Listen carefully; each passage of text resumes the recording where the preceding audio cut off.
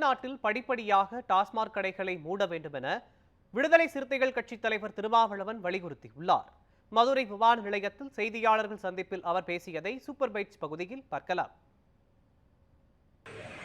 கள்ளச்சாராய சாவுகள், நச்சு சாராய சாவுகள் தமிழ்நாட்டில் மட்டுமின்றி இந்தியா முழுவதும் அவ்வப்போது நிகழ்ந்து வருகின்றன. இதற்கு முழு மதுவிலக்கு ஒன்றுதான் தீர்வு. அரசு மதுபானம் என்பது தீர்வாக இருக்க முடியாது. நச்சு சாராய சாவுகளால் ஏற்படுகிற பாதிப்பை விட சட்டப்பூர்வமாக அரசு விற்பனை செய்கிற மதுபானங்கள் மனித வளத்தை பெருமளவில் சேதப்படுத்துகிறது. இளம் தலைமுறையினர் ஆற்றல் இழந்து செயலிழந்து பாழ்பட்டு வருகின்றனர். இதனால் ஏற்படுகிற பாதிப்பு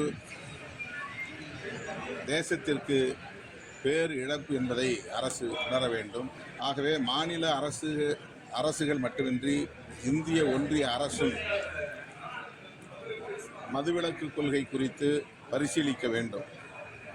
கள்ளக்குறிச்சியிலே நான் நேரடியாக சென்று மக்களை சந்தித்த போது கள்ளச்சாராயத்தை ஒழியுங்கள் என்று மக்கள் சொல்லவில்லை, அரசு மதுபான கடைகளை மூடுங்கள் என்றுதான் சொன்னார்கள். அதுதான் மக்களின் கோரிக்கையாக இருக்கிறது.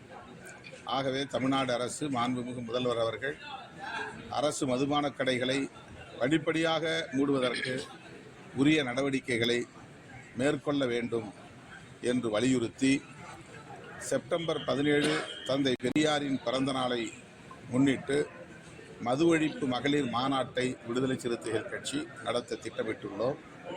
பல லட்சம் பேர் பங்கேற்கிற மாநாடாக அந்த மாநாடு ஒருங்கிணைக்கப்படும்.